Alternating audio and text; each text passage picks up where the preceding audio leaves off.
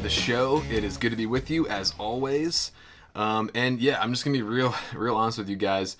Right now, things are crazy between my regular work responsibilities and being a husband and a father, and hunting season. All these trips that I've been doing, trying to keep these podcasts rolling out every single week, trying to edit my films together, traveling, doing different hunts. Stuff is crazy, and to be honest, I'm like barely keeping my head above water. So I appreciate y'all's patience through some of the maybe technical issues and stuff. I am a one-man show, so I do everything myself. I don't have any help. So I think last week the Brian Call episode had some audio issues. Those have since been ironed out. They weren't major, but there was some leveling issues. If you want to go back and listen to that again, I did fix those issues, so should be good to go. This week I have an awesome episode. Last week, me and Dan Staton of Elkshape sat down together and did a podcast just recapping the whole trip. I've kind of been hinting at it and some of the stuff that went down, but there's lots of sketchy, stuff that went down, and it was a tough hunt. And so we're going to give you all the details about the story of how everything went down and what happened. This is the first time in a long time I've done an episode with someone else who, I'm friends with. So, me and Dan didn't know each other before this hunt, but now we spent so much time together, we're friends. And so the conversation flows really well, and I think you guys will enjoy it. And like I said, we do go into all this crazy stuff that went down, where basically some USO outfitter guides were illegally lying and kicking people off of public land, claiming that they had the rights to be there and no one else did. So though it was a tough hunt and didn't end, maybe the best way possible or whatever, we felt like this was an important story to share, an important thing to shed light on, because this is something that's been an ongoing problem in New Mexico, maybe other places as well. But we experienced this firsthand, and I even, used some of my video that I recorded and sent it to the game warden, who was able to use that as evidence in this case, and they're looking into filing hunter harassment charges against these guys. So serious stuff, a story that needed to be told, and hopefully, through shining some light on it, we can maybe help out some people that are hunting in New Mexico and have dealt with this before. So get ready for that.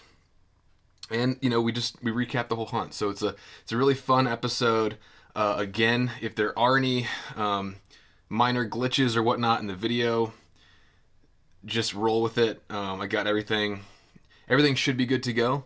There's a few little things that happen, but it won't affect the storytelling or the content or anything like that. But if you're watching the video, like I said, these YouTube podcasts are a ton of work. I'm doing them all by myself. So it's not perfect, but just bear with me, be patient. Like I said, I'm really doing the best I can with all my responsibilities and trying to get these out every week. The audio should be perfect on the audio version. Anyway, thank you for your patience. Thank you for listening. I know you guys will enjoy this, and please share and keep leaving those comments, those reviews. Those really help out. And, without going to a whole lot more stuff, let's just jump in and hear the story of how things went down in New Mexico with me and Dan of Elkshape. Enjoy.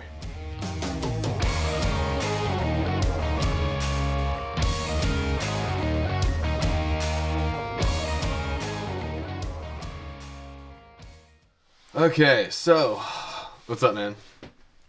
We're live, we're rolling. Yep. Yeah. What's up is I'm not elk hunting. I'm not elk hunting right now. It's kind of weird. Yeah, it's so weird, like readjusting to society, isn't it? I jump right back in. I'm used to it, but Okay. it's not fun. I don't enjoy jumping back in. Yeah.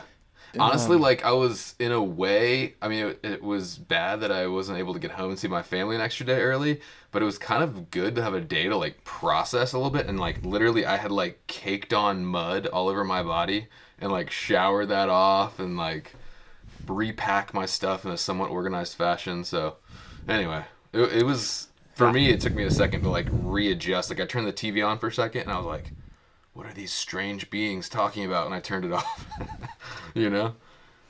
Yeah, that was your first ever out west elk hunt, Yeah. and we picked a humdinger of them all. Yeah. Yeah, that was a tough. I mean, context-wise, contextually, I didn't shower. I for 9-10 days. That's not Yeah. uncommon. Yeah. The amount of dirt that comes off your body when you finally hit that shower, Black it's water. like, wow, Yeah. I'm filthy animal. Like there was like black water splashed on the sides of the bathtub. I was like, I want to take a picture of it. It was so much. Yeah, yeah, no, it was a good deal. It was cool because we'd only talked a couple of times Yeah. leading up to the hunt, and we didn't know each other. We didn't have like chemistry or any sort of like. The only thing I knew was I had read your resume that you submitted, Yeah. and you told me that you do CrossFit and that you'd lost a bunch. You'd lost a bunch of weight, Yeah. and I was like, well, looking at your resume, dude knows how to film.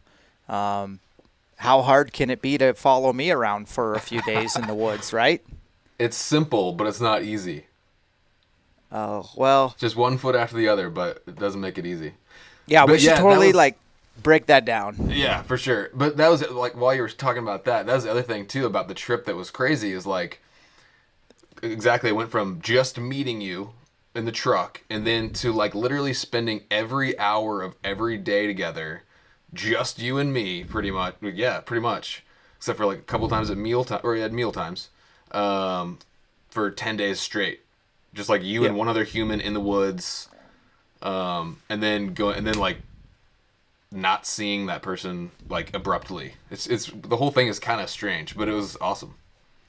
It is weird, but it is cool. I think in most circumstances, in my position, I would have been able to like talk to you like days before the hunt, weeks before Yeah. the hunt, months before the hunt. But like realistically, we didn't get it figured out till the last minute, and then you went to Alaska, which is badass. Yeah. And you came home from Alaska, and when you came home, I was already gone for elk season Yeah. and antelope season. I was in Idaho with no like plans of really ever coming home. Yeah. And so it was like, well, I hope we planned good enough because I got to pick this dude I've never met up at an airport and see if we can Yeah. film some magic together. But it worked, man. I think we hit it off right away and gelled, and a lot of guys if you spent that time with, like that much time close up, you'd probably want to kill them after a couple days. But hey, I think we're pretty good friends now. I pretty much did day one on purpose. Like, so for that's listening, like, Yeah. we'll get into all the details. I mean, I know we could talk for 3 hours on this episode, and I know you don't have 3 hours, so I'll try to go fast. But like, I mean, I'm not limited on time. Like Okay. my wife said, she could pick up the son from school. So oh, good. Well, let's take our time. So basically, if you haven't listened to the Elkshape podcast, where it's called the Elk Cartel, maybe stop and go back and listen because we're not gonna like so much we're not serious gonna go stuff. over all that stuff, but we are gonna hit your perspective, Hunter. Yeah. And we're gonna try to do this podcast on both our platforms so as many people can. We want to bend a lot of ears, but Totally. I bought a New Mexico Landowner tag for the first time ever. And the reason why I did that is, let's just compare and contrast the last decade. I've been able to buy 2 elk tags in Idaho over the counter and kill 2 bulls. I don't even know how many times I've done that. I'd have to sit down and write it out, but yeah. that's like pretty cool to have 2 elk tags in one state in the same like zone and kill 2 elk, dedicate your full season. And then there was several times where like I draw Montana general or a Wyoming general, and then I'd like end up killing 3 bulls a year. And I've done that many times, but all normal blue collar elk hunting. Yeah. I would be lying if I said I didn't get envious of maybe some other Insta-famous hunters who definitely have figured out how to get sponsors, or they spend a small fortune Yeah. on hunting premier elk ranches. Like, who wouldn't be envious of that? But Yeah. I always come back to, Dan, you're the voice of your average blue-collar elk hunter. Like, you got to where you've gotten because you are relatable. Like, you keep it real, Yeah. and you can't go away from that. Yeah. So this was the furthest I've gone away from that by like buying a landowner tag. But I will say, Yeah, but dude, just from an outsider's perspective going in, there was nothing like when someone says, "Oh, I got a landowner's tag in New Mexico." This is not where your mind goes. What we did, like we did what you're talking about. Like we were with other dudes that were just normal freaking dudes, like wearing Walmart camo, like looking for elk. You know what I mean? Like we ended up getting into them eventually, but it was not like we were not staying in a cabin or or hunting cute. Like we were. This was what you're talking about. yeah, there was no cook. No. There was no guide. There's nothing to tip. No. And I knew, like, when you pay $1,200 for a landowner tag, Yeah. like I looked up a couple units I've hunted in New Mexico before that I've drawn normal and killed in, and Yeah. these aren't like great units by any stretch of the mean, but the elk hunting was superior. Like it was, like there was elk and they were bugling and there was public land. Those tags for like probably $3 to $4 grand if you got one early, and then if you waited, $5-6 grand. I had friends hunting just south of us, a Yeah. couple units down. They all paid $7,000 to $8,000 for their landowner tag. Yeah, jeez. And then my friend guides in the Gila, theirs are $12,000 to $14,000, and they're ranch only, so you have to be on the ranch with the guide. So the landowner tag thing is definitely like it's privatization of elk hunting. Yeah. It does move. It creates classes It makes to elk where a commodity. yeah, and elk. They it are. doesn't. But They are, but it doesn't really like. I don't know how to say it any more of a other way, natural but like resource. it kind of doesn't become the people's. Like the elk are owned by the state, like they're everyone's Yeah. elk. It kind of goes away from that North American model of conservation. Yeah. When you do privatization. And so, like, just to add context to, like, New Mexico, I don't have the exact numbers, so don't fact check me, but I'm close. There's 22,000 elk tags that are in the draw. Uh-huh. There's 13,000 tags that are not. They're landowner tags. And if you dig in, like, okay, why does a landowner, someone who owns land, get a tag? And I looked into it, and it's like, I wrote down some notes, but it's like, basically these landowners basically can get a tag because they're They theoretically own some of those elk, right? no. No?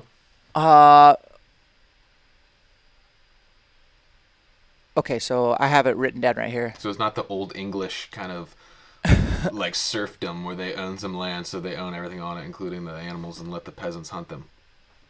Okay, so a lot of landowners, like they put their money in, like they put some money into habitat, like restoration or Okay. creation for the benefits of elk and other wildlife, but they also, many of them, but not all of them, will open up their gates to hunting and create some sort of like access that, basically otherwise wouldn't exist. Right. And that's some of them.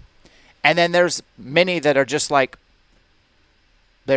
here's some elk tags, and they're like, sweet. They see dollar signs. And so Yeah. it's a weird deal because It when is you weird. privatize elk hunting, you're creating a market that doesn't have a lot of regulation. I think you called it the underbelly, and Yeah. I call it a black market. Yeah. But like straight up, if I'm a Yeah. landowner in New Mexico and I get 10 tags, I can basically, I'm busy, so I can just sell them to Right. a broker, Yeah. and the broker's going to be like, hey man, I'll take all your 10 tags. You don't have to worry about it. I'll pay you good money. And then he can turn around and he can create, especially right now with the demand, a filthy margin. Yeah. And that guy can sell that tag to that guy, and the tags can just keep getting sold and sold and sold. And we could feel that on this hunt, just that like sketchy stuff going on. Anytime there's that kind of money involved, people are gonna get greedy and start doing sketchy stuff. So we felt that big time. We saw that. We Yes, saw and experienced felt it. Yes. And so, like, would I ever buy a landowner tag again? maybe, but it would have to certainly make a lot more sense. I failed Hunter to vet this unit. And a reason why I didn't vet it is because these tags come up for sale and they're gone. Right. I wasn't even checking Craigslist or Facebook Marketplace, or I just got a text from a friend of a friend who said, "I know you're looking for a landowner tag. 2 are going up on Craigslist." You got inside knowledge, huh? Yeah. He's like, "Be the first one to text this guy." He said, "I don't know a lot about the unit. I just know that it used to be one of the most premier elk hunting units in New Mexico." Yeah. And full transparency, I'm like, dude, if there's a bull there on public land, I'll kill him. It don't matter. Like, I'll get it done. Yeah. I didn't look up to see how much was National Forest, how much was BLM and state, and how much was private. I didn't know New Mexico's largest private landowner owned half the unit. Oh my gosh, yeah. And so, was a sketch ball. Well, he's not. He's not. And I think we should make that clear from the guy on your sign, if you're watching the video, Floyd Lee. Yeah. I've only heard great things about him. Yeah, this was posted by the USO, not Floyd Lee. Yeah.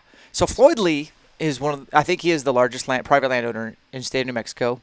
He gets a shitload of tags because he's a landowner. Yeah. And I believe, I don't know for sure, and I don't really care, but I believe he sells them all to USO, United States Outfitters, owned by George Tallman. And so they get those tags, and I don't know if they're ranch only. I would bet money that they are, but they could be unit wide. Yeah. And so those guys can hunt Floyd Lee's ranch. And honestly, that's a great thing for someone to pay to go hunt Floyd Lee's ranches, because those elk seem to like to bed just about everywhere in the unit. They know to go bed on the private. Right. They don't spend daylight hours on the public, not very often at least. Yeah. And so Floyd Lee, man, that's a transaction for him. That's just a transaction. Probably help go towards paying some of his property tax. Yeah. But he's a cattle rancher. He don't. Right. It's about he dollar wants signs. Yeah. So yeah. And everyone's got to make a living. So, but I don't know. Should we start kind of more chronologically on recap the hunt and then talk on offshoots as we go, and maybe kind of circle back to this, because this is I think the freshest perspective is take us through your lens, man. You've only known me from the internet.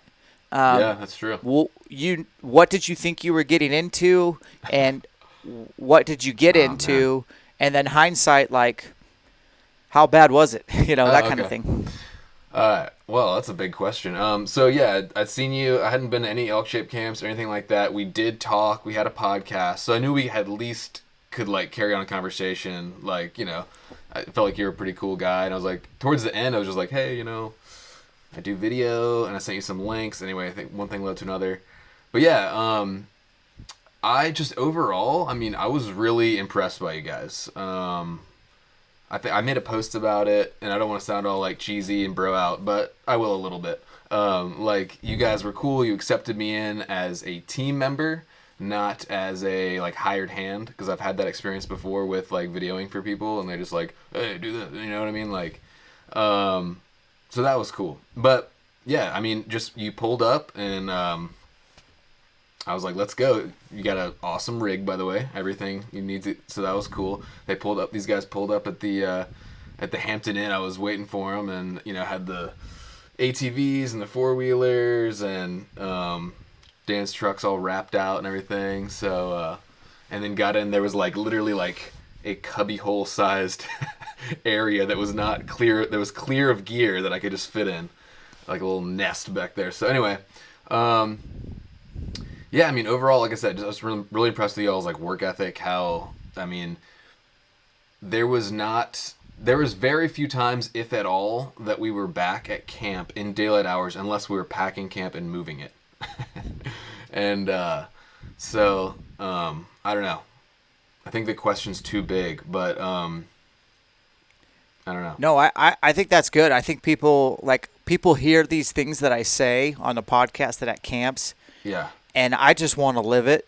Like I want Oh, to yeah. live Like every what I second preach. was, we were bombing around the unit on the ATV, exploring, trying to figure out, like, looking for sign, looking for places to put your trail cameras.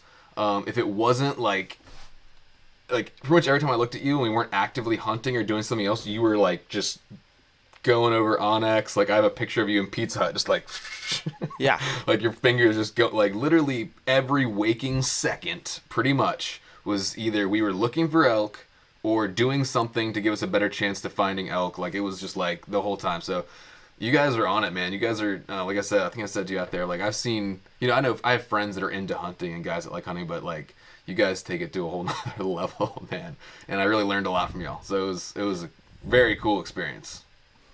Well, we have, and when we say we, the other guy is Jake Webb. He's somebody who came to one of my Elkshape camps, and he just seems to linger around in my life. And if you've been around Jake long enough, like I think you witnessed it, he's pretty much the most maintenance-free relationship. Like he's self-sufficient. Yeah. He is always positive. Yeah. Like Totally. literally, we'll get into some of the stuff that happened to him, but he's always like, nothing fades him. Yeah. And I just don't have to worry about him. Like he's just a good dude who tries hard. For sure. He's got two girls, like two daughters. Mm-hmm. So he's got a lot of responsibility. Yeah. He's made Never a lot heard of him say sacrifices. one negative thing or complain about anything. He hunted solo the entire time, pretty Yep. much. Basically. Yeah, no.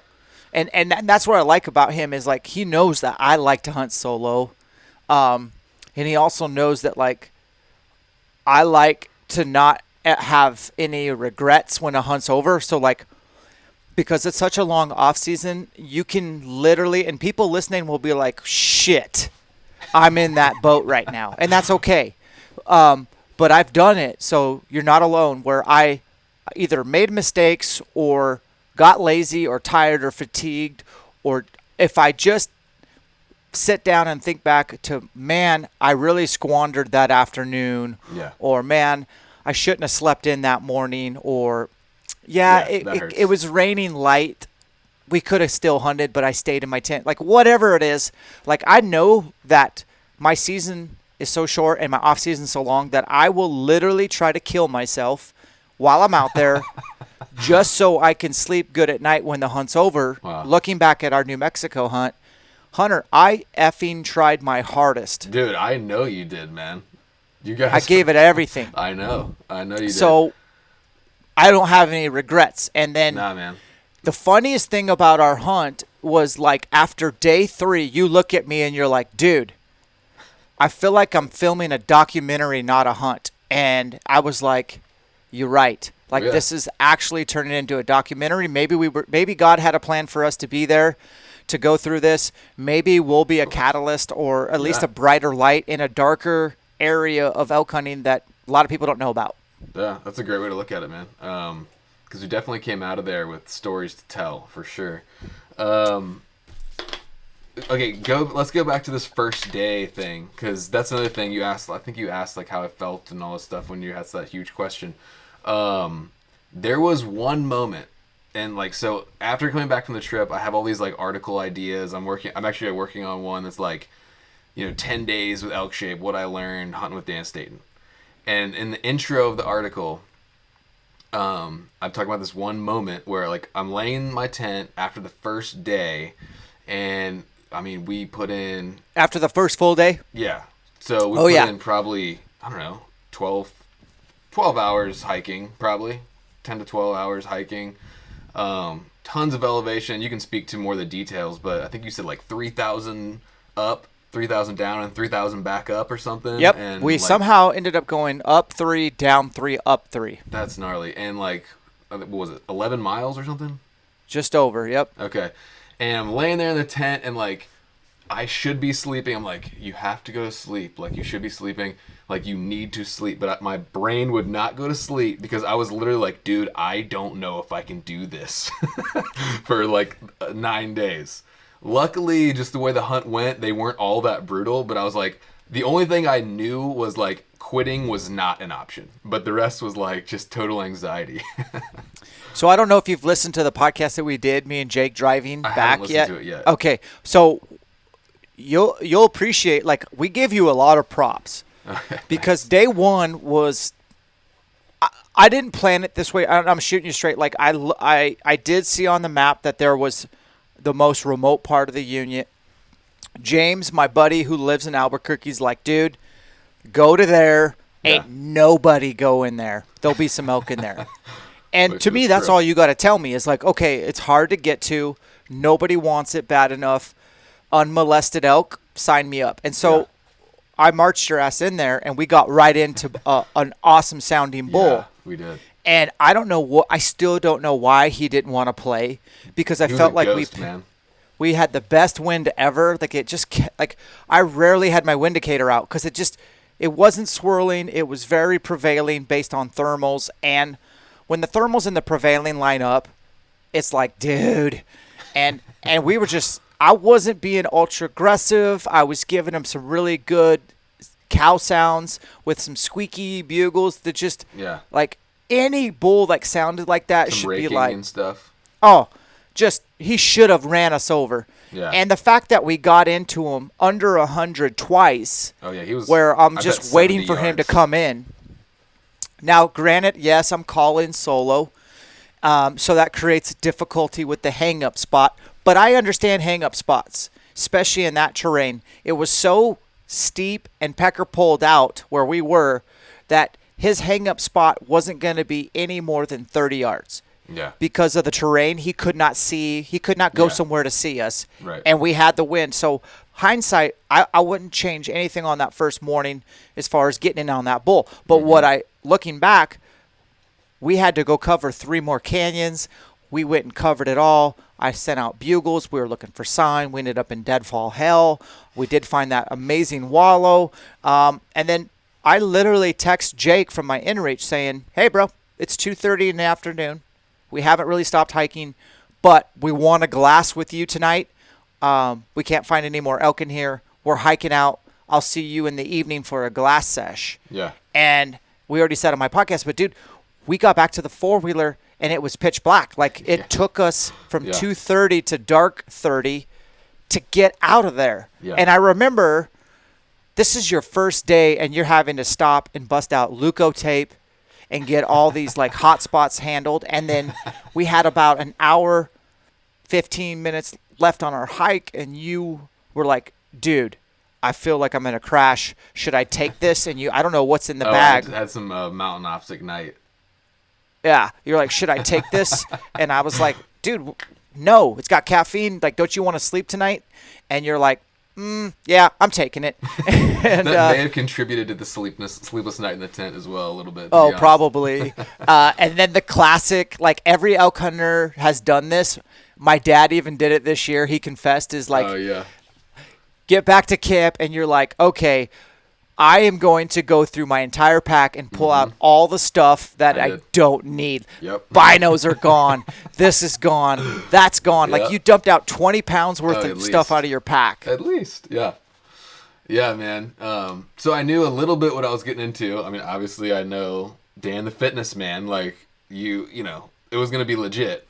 Thankfully, like I said, they weren't all as hellacious as that first one. But you said you did it on purpose? Is that what you said? No, I just knew that we needed to scratch that itch. Oh, like okay. I thought you said like, you did it on why- purpose to try me out. No, I was joking if you heard me say that. But like I literally thought that we would probably get a bull killed in there Dude, we got close. if we went there first. Yeah.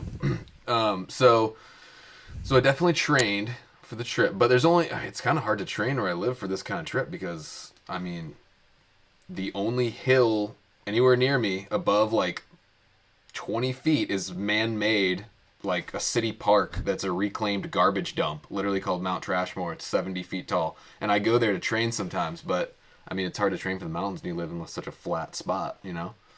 But I tried. Well, the thing that's curious to me is like, okay, I wasn't too worried about your physical. Like, you have a phenomenal transformation.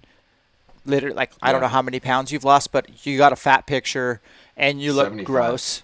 And now you got a ripped picture and you look like lean and mean. And you show up and you're like, yeah, dude, I do CrossFit. And I'm like, dude, it don't matter. You're going to get altitude sickness, because we literally spent majority of our time between 10 and 11,000 feet. And I get altitude sickness at that threshold. And you live at what? What do you live at? I don't live high. Spokane, Washington's like 2,100 feet. I don't live high. That's 2,100 feet higher than I live. But I live in the mountains in September, and I'd already been at 10,000 feet for basically 3 weeks before that hunt. So it was nothing for me, but I was definitely, I told Jake, I said, you watch, that dude's going to be back at camp after a couple days with altitude sickness, and we got to keep an eye on him. Like, it's not funny. And you did great. Yeah, it was, you guys were kind of worried about me getting altitude sickness. I was a little bit worried about it, to be honest. And even James, the local dude that we met with, was like, he looked me straight in the eye. He barely said a word to me all lunch. And he looked me straight in the eye. He goes, altitude's going to bother you. And I was like, oh, God. And, but I remember I did prepare a little bit. So I think I'm actually writing an article about this, which is cool. But I think it was. Yeah, give us like some snippets. Yeah, combination of CrossFit, but also running on the weekends. So I think mixing the really high intensity short stuff with the longer stuff helps. I took that wilderness athlete altitude advantage. I think that helped. Absolutely. It's got that bitter root extract. Yeah. That's proven. Yeah, for sure. So I did what the bottle said, started taking 2 like 5 days before, and then whatever the bottle said, did that. And I think that helped. Stayed super hydrated, et cetera, et cetera. But also at the end of the lunch, I remember I looked at you and I said, altitude sickness will not be a factor in Jesus' name. And kind of laughed. And you kind of laughed. But, hey, I had a couple guys praying for me too. I mean, I believe prayer works. So that's on my list of stuff, and just believing, not letting my mind be like, I'm going to get sick. And just saying, I'm going to be fine. And just believing it and just going for it. And I was fine. I have so many people praying for me on hunts. Yeah, dude. And they tell me later on, and I'm like, dude, God is with me. He is for me. Nice. Who's going to be against me? And nice. It's very humbling when people tell you that. You're like, man, you're intentionally praying for me. And honestly, people listening, like, Hunter's definitely more outspoken about his faith than I am. I try to live it, and I suck at it. But the thing that I'm not ashamed to say is, like, I am not the kind of guy that's like, oh, Lord Jesus, please get me an elk. Like, please help me kill an elk. Like, I will never ask God to help me kill an animal. I will ask him to watch over my family, my children, my wife while I'm gone. To watch over Hunter, to watch over Jake while we're hunting, to keep us safe, and to help us, like, understand his creation and beauty and to appreciate it fully. I'm not out there like, Lord Jesus, bring me a big 400-inch elk so I can get 10,000 more followers on Instagram. That's just not, dude. Yeah. That's just not, I don't believe in praying for that. Right. I think you should definitely, like, not overlook people praying for you and the power of that. I think that's awesome. For sure. But you literally never, ever, ever, ever slowed me down, which was my biggest concern going into the hunt. For example, I said this on my podcast, is like, I sleep as long as possible in the morning, and I give myself 15 minutes to coffee, oatmeal, poop. And that's it. And then it's time to go beat all the other public land people, get where we need to get. Mornings set up the rest of your day. Totally. And I never was like sitting there waiting for you ever. Well, that's because I would set my alarm 30 minutes before you guys and do all that stuff and make sure all my gear was straight and had the right tripods in there and whatever. So I was usually up before you guys. Not saying that, like, I'm so tough I got up earlier, but I'm just saying, like, I know I need more than 15 minutes. And so I would just get up earlier. Yeah, and I'm glad you did. And then even in the field, like, looking back, like, I didn't know your filming style, but for me, it was good because I don't want to be a director. I don't want to be a producer. I want to be an elk killer. And if you can just like worry about getting the B-roll, worrying about the updates, and just nod me along, that's great. Yeah. Like that's what I wanted, and you did that, which is, to be honest with you, on your resume, you've written scripts, you've directed, you've produced. I don't care. Like you don't just smash a record button. Like anybody can smash a record button, but like knowing that you're like understanding, like, hey, we're trying to tell a story. Sure. That was huge for me. Oh, I appreciate that, man. Yeah. Kind of a one-man band. That's you got to be these days, you know. So, but yeah, it was super fun to work with you, and yeah. So I don't know, where should we? Let's just get into like the meat and potatoes, man. Like, so you overcame altitude sickness. Yeah. You had that one moment of fear and doubt in the tent at night when I couldn't sleep. What did you weigh when you got home from the hunt? And more importantly, what is the heaviest or the highest weight that you've had? In my life? Yeah. Okay, when I got home from this hunt, I didn't immediately weigh myself, but I'm going to say I was 170, based on like weighing myself the day after, I was probably 174 or 172, between 172 and 174. I definitely was noticeably leaner when I came out. That being said, I mentioned to you guys, I went into the trip a little heavy because when I got back from Alaska, I just like was in recovery mode and just like hanging out, and I was just kind of eating whatever. So I probably went into the hunt at probably around 177 to 180. So I probably lost a good 5 to 7 pounds at least. I could just tell from looking how much leaner I looked. So I definitely lost some weight.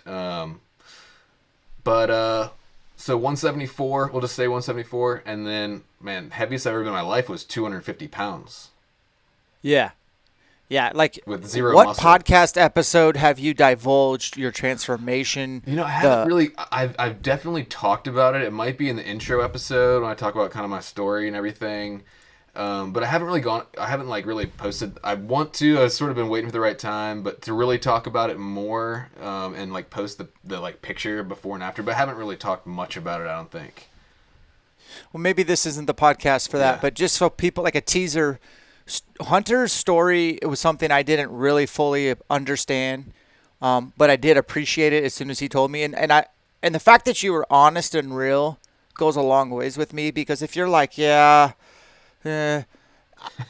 don't know. I just don't trust that. But you were really transparent with like little teasers like, hey, my testimony is legit. Yeah. Like, I found God. Like, I used to have battles with addiction. Oh, yeah. And I've been a fat piece of shit before. And now I got my life straightened out. Yeah. And my marriage is most important, and my kids. And then career. Like, you're a solid dude. So. It, man. Yeah, you overcome trying to keep up with Elkshape, which is really mission impossible. And it's not that I'm some fitness guy. It's that I am literally the most driven MFer on the mountain when it comes to elk hunting. Yeah. It's a mentality, and I think people can. It's palpable. You can feel it when I'm in the room talking about elk hunting.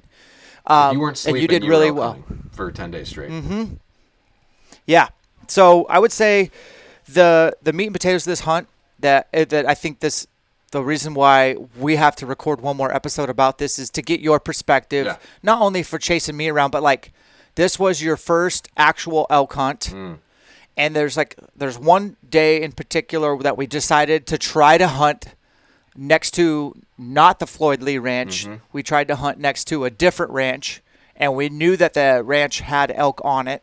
And we could hear them, like Jake and I stayed up late the night before while you were dumping footage and charging batteries. Mm-hmm. And we were doing night bugling, which is something I talk about, and I actually do it, people. Yeah. I skip sleep, and I drive around, turn my four-wheeler off, and walk roads and bugle to try to locate elk to hunt the next day. Yep. Even if that means sleeping in the next day, at least I know where to go. And we found 7 bulls. And they were on the border of public and national forest, or national forest public and private ranch that does have outfitting, that is not United States Outfitters. And we thought we would give it a shot, get there in the dark in the morning, and hunt the fence line and hope and pray that one crossed over, got shot, and didn't die on private, which is also very nerve-wracking. Yeah. What'd you think of that morning? That was crazy, man. And just to speak, that on was day 3. Yeah, the night bugling thing. That's true. He on at least 2 occasions that I know of was gone for at least an hour or more while everyone else was sleeping. Except for I guess Jake went with you the first night and was night bugling. So he was even. Yeah. Anyway. In terms of that third day, yeah, that was, so we heard the one bugling in the woods, and that was a cool experience, but never saw him. Same thing with these. I mean, we were literally on the fence line of this private thing. You know, of course, we never went over, but we were, right there, and we could hear, what was that, like 15 bulls or something, or in that range? No, 7. I could count 7 Okay. distinct different bulls. Okay, yeah. But as far as 15 bugles every 5 minutes, at least. It's probably the most bugles I've heard in an hour. Yeah. They were hot. They were there was a hot nuts. cow. Yeah, it sounded like a zoo or something down there. It was crazy, man. I mean, to be honest, I was, I'm pretty focused on making sure I got good shots and making sure the audio is clean and stuff like that. Although we did hang out there for a while, but it didn't really hit me until I laid eyes on the thing, which is way later in the story. But like really when I realized like why you guys are so obsessed with elk hunting and like why it's so freaking cool was not till I actually saw them and heard them at the same time. And like, anyway, we can maybe get to that later, but I don't know. What do you Yeah, we will. Okay. But, and then the most noteworthy thing on that day was it was Jake's 35th birthday. Oh, yeah. He was 1,000 yards up the mountain from us, hunting the same border. Mm-hmm. And how the wind was blowing, we set up that way so we wouldn't screw each other up. And basically, if the elk come on to public, they're going to come on to where he's at or where we're at, and someone's going to get a shot. Hopefully it's Jake, because it's his birthday. Yeah. Now, there was several hunters who rode past our four-wheeler. My four-wheeler was definitely not parked anywhere close to the main road. But his dirt bike was probably 30 yards off the main road up against a tree. Yeah. And there was a couple of salty hunters that were not liking the fact that Jake was bugling a ton at these bulls, and they were talking back and forth. Mm-hmm. And I think they felt that he was ruining their hunt or something, even though I know damn sure Jake was there before anybody, because we got up so early that day. Yeah, we did. And he comes back to his dirt bike, and he sees a big, giant branch laying next to his bike that wasn't there. And then his brake lever, his clutch cable, all broken. Busted. And then he's got a light bar installed on his old dirt bike with a battery, an external battery on the outside. And he created this cool custom mount for it, bolted in tight. That thing's shattered, dangling. Like somebody grabbed a giant stick and beat the ever-living crap had to hit it hard. out of his dirt bike. Had to hit it hard because it was like broken metal. Like, it wasn't like little plastic things broken. It was like broken metal. And I don't know if you guys ever rode a dirt bike. I know you have, Hunter. Yeah. It's not fun to ride a dirt bike that with the clutch lever broken. It can be done, but it's really tricky. And then his front brake lever's broken, so he has no front brake, no clutch lever, no light, and his battery he's having to hold with his hand. And he fell on his bow that day as well. So we get back to the four-wheeler, and then horrendously bad in most places. Like, you can't take a full-size truck on a lot of the roads. And he shows up with a smile on his face. Yeah. He's like, could you believe that? Yeah, man. He's a good dude for sure. He wasn't even faded. And, fortunately, I being a dirt bike guy, I keep dirt bike parts in my deck system. Yeah. That was when I was like, whoa, Dan really does have everything. You're like, oh, I got an extra clutch lever in my truck. And I was like, what? Okay. I keep a whole dirt bike repair kit in that deck system. It never comes out. And Jake was able to get back on the road. But that, to me, that like highlights, one, hunting elk that don't come off private is strip club elk hunting. Oh, yeah.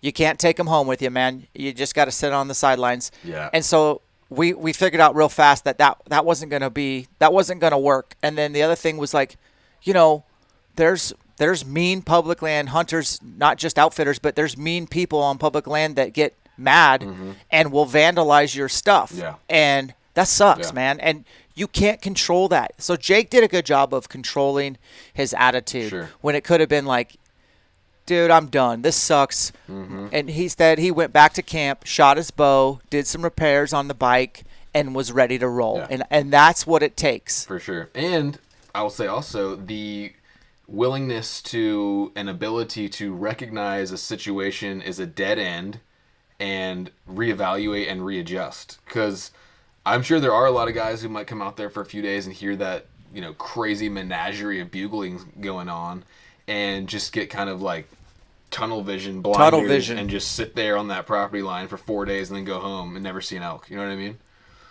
Yeah. It's a trap, guys. Yeah. Don't fall for it. So, the next real big highlight was probably two things, and I think they're a day apart. But the fact that you and I were like, I was like, Hunter, we're gonna ride 45 miles on a 4-wheeler. We're gonna get up at 4, and I'm gonna take us to a spot that there's just like nobody's gonna want to go. Yeah.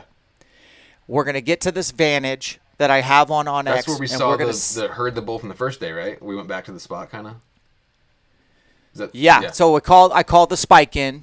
Oh, I thought you were talking about the second day when we went back in from the other way where we heard the bull the first day.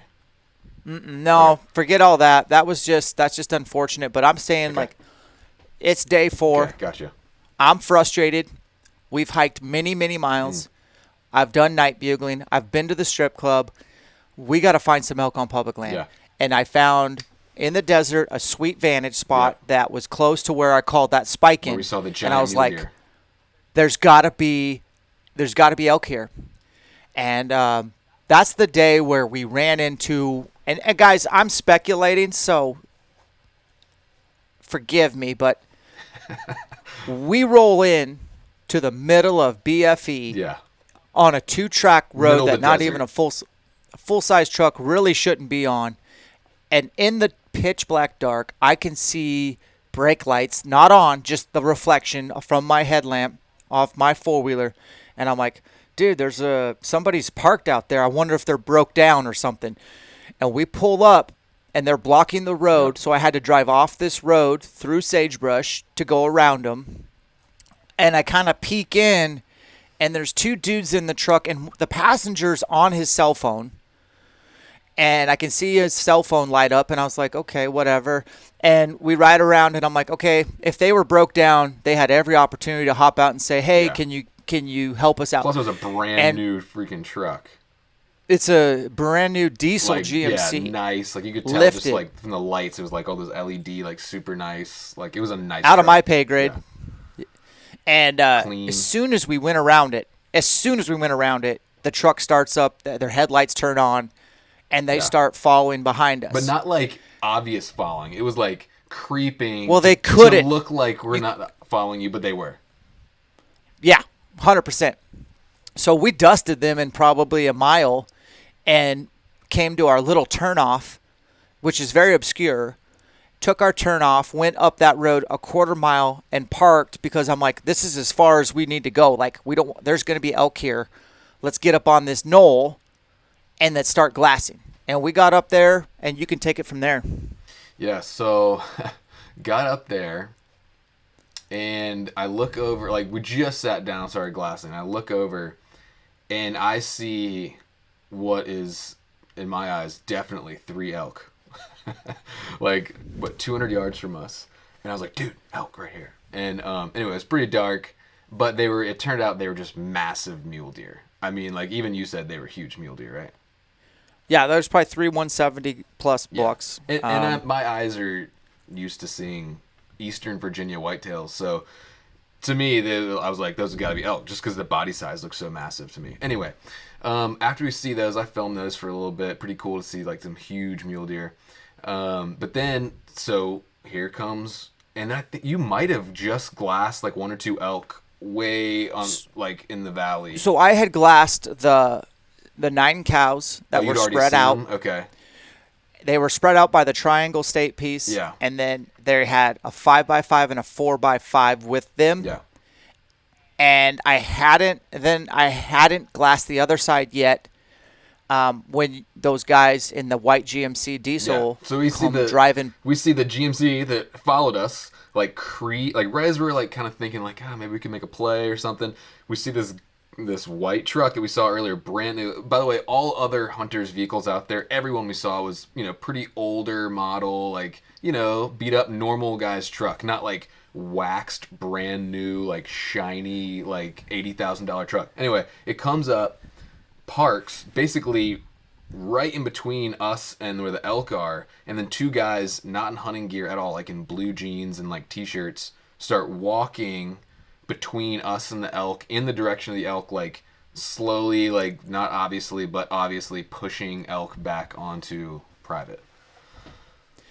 Yeah, and honestly, looking back, I was like, what are they doing? Yeah. I think it's on video, but I'm like, we didn't put it together till later, but it became obvious I don't think later. anything malicious is going on. Yeah. But looking back, hindsight, like, oh yeah, they got between us and the elk, and they walked towards the elk because the elk were on public land, and then they got the elk to leave public land and go back to Floyd Lee Ranch, and then they 180'd back to their truck. Yeah. Meanwhile, on the other side of this ridge, I see 6 bulls jockeying for 1 cow, and there's 5 other cows. So there's 6 cows, 6 bulls, and there's a herd bull, and he's a 6-point, and he's probably like a 266 point, and he's defending his harem.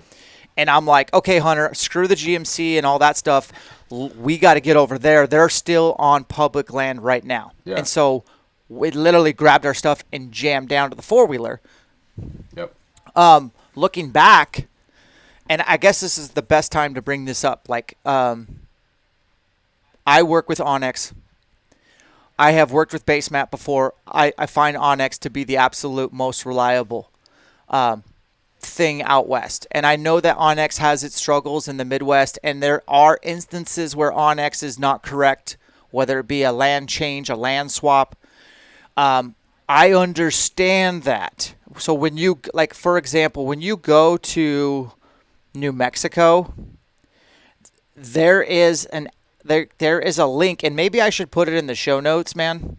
But like the BLM is provided and most up-to-date, downloadable. Yeah. And I have it on my phone. It's from blm.gov, and you can download maps of New Mexico that are straight from BLM. That'll show you for sure where you're at, and you can save it to your phone even when you don't have cell phone service. But given where we were at, given the national forest and the 2 chunks of state land, it was super obvious that this was state land. Yeah. Oh, yeah. And so we jammed over there and crossed the fence onto state land, and we went right 100 yards from the boundary and tried to call those elk. But by the time we got there, they'd already made it onto the ranch. They already made it through the saddle. And I was like, bro, they're going to come back tonight through the same saddle. We'll be here tonight. Yep. And that's what we did. Yeah. Yeah. Now, when we came back, dude, I mean, we went right over to the pinch point. That was like the best elk trail. The wind was awesome, prevailing. Like, we got set up, and I was like, we won't even have to call. Like, this is going to be a perfect ambush spot. And do you remember what time it was when we finally saw those 2 yahoos coming our way? Yeah, I remember. This is like the story of pretty much every hunt on the strip. It was like, think you got a good spot, and you're ready to go, and then like something or someone comes along and just like craps on your idea. Like, so yeah. Like, all right, so we're sitting there, we're kind of hopeful, excited, like, okay, we're gonna see some elk. And then, I think like 5:30, 5:45, like maybe close to 6, like we see these 2 dudes just like plodding along down, like right to where we're thinking the elk are probably going to come out from. And I have my spotter out with my phone scope, so I zip it on them and zoom in tight. Like, I can see their faces. That's how close they are. I'm recording. And I think I'm like, dude, Hunter, these guys, it looks like the guy with the bow is about 3 steps away from a heart attack. And that's probably pretty judgmental, but that's the largest overweight person I've ever seen elk hunting on public land. Wow. By far. Wow, dang. You just don't see a lot of that archery elk hunting in the mountains. And then he's with a guy who's a little pudgy, but whatever. And he does not have a bow. He has a backpack. He looks like a guide. Yeah. and they're walking towards us, and I don't know how close they were, but when they got close enough, I was like, hey, Hunter, I'm going to stand up in the sunshine on the hillside so they see me, and then they'll probably like go, oh, crap, these guys got this pinch point covered. Let's just go to the next one over. Like normal public land hunters do. Yeah, and whatever. Well, they don't stop, and like they're getting closer and closer, and then you finally come over and stand up, and you're 6 foot. Yeah. They definitely stop, Oh yeah. see us, glass us, Talked about it a second. talk about it for 15 seconds, and then like it's almost like they just said, and they kept walking towards us. And at that instant, I was like, oh man, these guys are gonna come like talk to us. Yeah. Which I don't want to have a combo or powwow on the mountain. Right. No, they get about 80 yards from us and dive into Oh my gosh. a little oak patch Yeah. and set up. And I'm just like kind of mad. I think I was really, really mad. But then I was also like, well, Hunter, we have 200 yards between us and the property boundary. If these elk come, I can definitely squeeze these guys on a shot. Yeah. And I will, because we were here Yeah. first. And we kind of moved down a little bit more into even a closer position to where we could make a move like quickly and cut them off, basically. And then the guide starts cow calling Oh my gosh. to the point where I got a headache from how many times he cow called a minute. Yeah. Non-freaking stop until dark. Yeah, that is not an exaggeration. Literally every like 10 seconds, 5, 6, 7 times a minute cow call for hours. Till dark. Yeah. Now, given that I'm used to public land shenanigans, at this point I'm like, I haven't put together the GMC and the elk getting pushed back to private. I haven't put together that this is hasn't clicked. Yeah. This is a guide and his client. Like, why would they be on state land? Yeah, I was like, why would a guide bring? Why wouldn't they be at the saddle Right. on private where the elk went this morning? Like, there's a good chance you'll actually get a daylight shot, and it's a better pinch point and probably better wind. None of that. So, being the dumbasses that we are, we go back, and I call James, and James is like, you guys do have landowner tags. Why don't we look them up and see which private land you guys can hunt? Because then maybe you can get away from some of the pressure. Yeah. So he looks it up for us, and we have access to 1,200 acres to the far north. And so That was that big mesa, right? Basically. Yeah, we basically drove to the same spot we were in the night before, caught 2 bulls just on private, had a vocalized exchange. One of them comes over from private to public, and I didn't tell you, hey, Hunter, come film this slowly. I'm just like, dude, bull's coming. Yeah. You're going to get him on my right side. And you moved quick, and the bull picked that movement off. Yeah. But he was Dude, at 71 yards. Okay. Yeah, you went into that kind of quick. But yeah, so the next morning we went into the same general area near some water and stumbled on a couple of bulls. Actually, I saw them on the way in, but it was too dark to shoot at that point. But anyway, but yeah, what it was, so for you guys that are noticing or listening, Dan, as you probably might guess, he's fast-paced dude. He moves, he does things fast. And so normally when he tells me, like, he's not giving me a lot of orders, but like every now and then he'll say, okay, come over and get on this side or whatever. I'm used to doing it fast, just kind of matching the energy. So, so yeah, he was like, I didn't know the bull was like actually standing there in bow range looking at us. I thought he was like, I don't know. I didn't know. So he said, move over here. So I came kind of quick, and then you went to reach to slow me down, and you had your rangefinder in your hand, and it clink. It like tapped my monopod and made like a metallic clink noise. Oh yeah, that's a good sound. Yeah, very natural sound in their habitat. So anyway, so it was the combination of the movement and the clinking. But yeah, then that bull was done, and man, I felt terrible. I was like, oh, I screwed up our only opportunity. But, and I was like, arrow was on. I'd already ranged the bull. I was slid down to 71. I should have just made sure that he knew, like, shit's about to get real. So that bull boogered, and then we ended up going checking out the ranch And I that remember we had being access. pretty much like, this is really bad for me as a cameraman. Like, I just screwed that up. And you were like, just shake it off, dude. And so we just on to the next thing. Yeah, it was early in the hunt, man. Like, it was day 4 or 5. Like, we're starting to put pieces of the puzzle together. We just got, like, you just saw your first 2 bulls ever in the wild. Yeah. Things were looking up. And so we go check out that mesa, that private land. It's garbage. It's like mule deer country. It's not elk country. And so, obviously, the evening plan is to go back to where we just had those 2 bulls. Right. Those were 2 bulls that were with the 6 the day before. Let's go back to that state chunk, and let's wait in that same pinch area. Yeah. There's nearby water on public and private. Like, it's a hub. Elk are going to be there. And I remember we got there really early, like 1 o'clock in the afternoon. And so, like, I think we were filming some B-roll out in the wide open. And Jake was with us, and Jake was going to cover a pinch point. And, like, had a really good vibe. Like, tonight we're going to see elk. Someone's going to get a shot. And the same morning that we bumped those 2 bulls, Jake actually was knocked up on a bull at 51 yards and had a guide and a client step over, come from private to state land, not see the elk, not see Jake, and then they bumped those elk while Jake was at 51 yards waiting to get a shot on the bull. And so he had that screwed up. And guess what? Did he have a smile on his face? You betcha. He wasn't faded. He was so stoked that he was knocked up. It was like, okay, man, like, that's a good spot for the mornings. We both have like, this is good. So that evening, we bring Jake to our spot since there's 6 bulls in this little state chunk. Yeah. And we set up after doing some B-roll and some filming stuff. Once it started being evening, I know we all went and set up.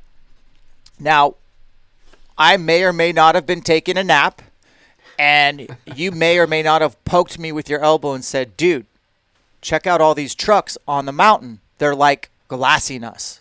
Yeah. And I remember being like, okay. And so sure enough, I wake up and I stand behind the bush and I glass, and I'm like, yeah, that guy is outside of his truck, literally glassing us.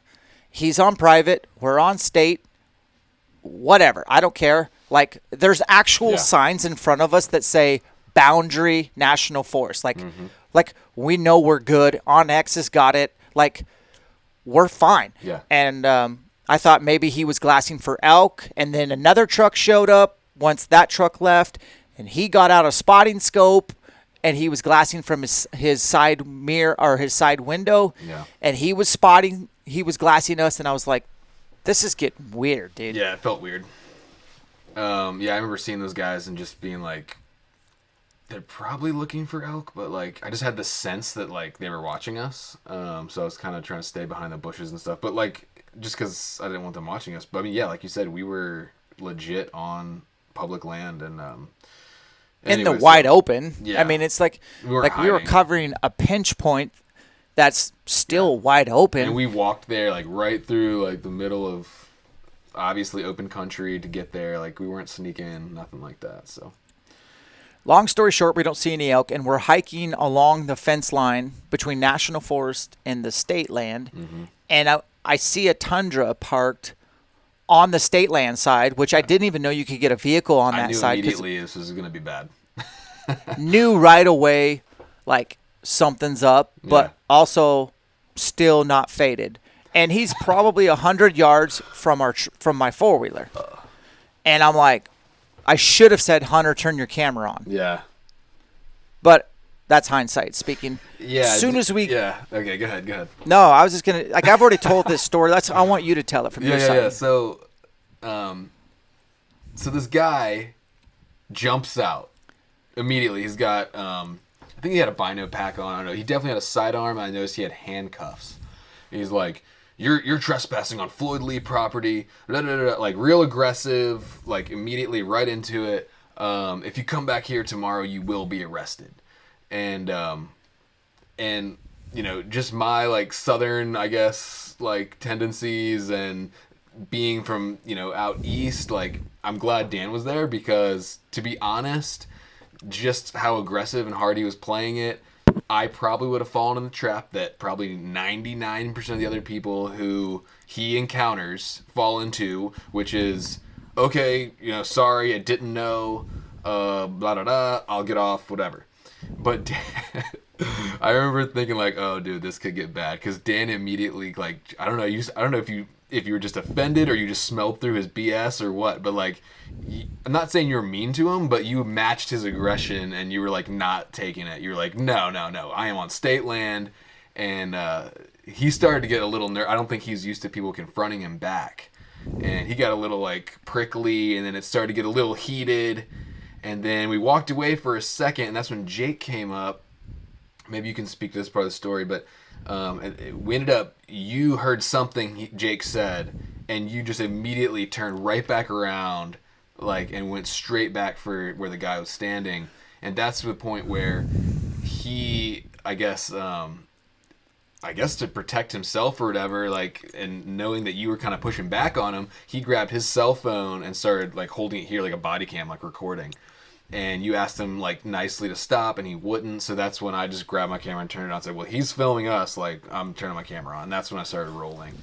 But so the initial interaction with him was, and this is just what I thought he was trying to communicate, was that I thought he was telling us that we were on Floyd Lee's actual land. Right. That we had left the state land and that we were on Floyd Lee's land. And that's why I was like, no way. I ran tracking today just for this instance. Check my tracks. It's all in the blue chunk of state land. I never stepped foot on Floyd Lee. Right. Like, and that's what I thought he was saying. And he was like, yeah, we filmed you guys from on top of the mountain. And I'm like, okay, number one, we saw you guys. It's not like we were hiding. I saw you guys filming us. I saw you guys glassing us. And there was like 2 trucks. Like, okay, if we were being malicious or sneaky, we would have like tried to get away. No, black and white. And then number 2, like, he was saying like, we got you. Like, he was like, we got you now. We got you on camera. Yeah. And I was like, bro, that's 2 miles away. He's like, no, it's not. And so then I'm like, okay, I'll play your games. It's 1 mile away. And he's like, no, it's not. I'm like, it's 500 yards away. And he's like, no, it's further than that. I'm like, okay, we can figure out the line distance. But the bottom line is, we know we have proof of where we stepped foot. We ran tracking. And that was what we were arguing about. But he was trying to say they had the hunting lease. They had leased the hunting rights to that chunk. And of state land. Of state land. And by default, but I didn't catch that, man. So right. I'm walking away. I caught it. Pissed but you off. were so mad. I was so pissed. And then Jake walks by, and Jake's like, he says the same, I'm going to arrest you if you show up tomorrow. Yeah. I'll have you arrested by the sheriff. And I think this guy's an off-duty sheriff now that I'm thinking about it. Well, he said he was retired law enforcement. I don't know if... Is that what he said? Yeah. Just the way he held his cell phone camera like a body cam yeah. was interesting, and having handcuffs and anyways, long story short is he says the same spiel to Jake, and Jake's like, I have on X right now. Yeah. This is state of New Mexico land. And he's like, and then he says to Jake, yes, we have the lease to this state land. You can't hunt it. And that's when I was like, oh, no, okay, I thought you were accusing us of trespassing on private, but now you're trying to say that you guys leased state land. And he said state land. I'm like, you can't lease state land here in New Mexico to hunt. Yeah. You can have grazing rights. And that's where we argued. He turns his camera on. I ask him to stop recording me. He doesn't oblige. And then you turn yours on. Yep. And then once that camera was rolling, I switched gears into, like, I'm going to be nicer on camera, but I'm going to get him in some hot water. And so when that camera came on, I was able to kind of change tactics a little bit, be like, okay, sir, if you're correct, I will drive all the way back to your ranch and I will apologize to your face. But I believe that we are allowed to hunt state land and that you cannot lease state land for hunting rights. And I said, also, I believe you guys have ranch-only tags, and I think you guys cannot be guiding on state land, which is public land. You have to stay on your ranch, which I don't know why you would leave your ranch. He did not like that, and then I asked him to provide documentation of this lease. Yeah. which he declined, and then he Nothing. kept telling us that he works for Floyd Lee as security. He's only doing what his boss, in quotations, asked him to do, which I thought was like a safety net to cover his ass. Like he wouldn't, he didn't say, "I'm with United States." Make a definitive statement. It was like, I'm just doing what my boss told me to do. And then you asked, like, well, let's call the game warden. Like, I bet, if you're security, you should have the game warden's number. I mean, obviously, like on speed dial, I think you even said. And he was like, oh, no, I don't have it. And you're like, well, what's his name? He didn't even know his name. He was like, I don't know. And that's when I smelled a rat, man. And I was like, let's keep recording this.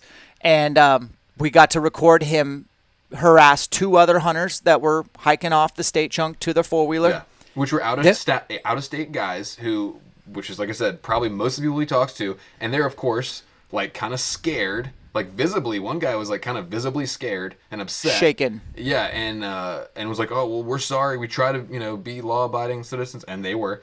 And da-da-da. And this guy's just like, no, yep. And just, kicking them off. And then that's when the 2 local guys came over.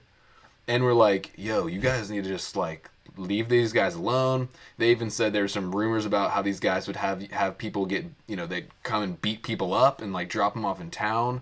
Or somehow have the sheriff come and detain you for 24 hours.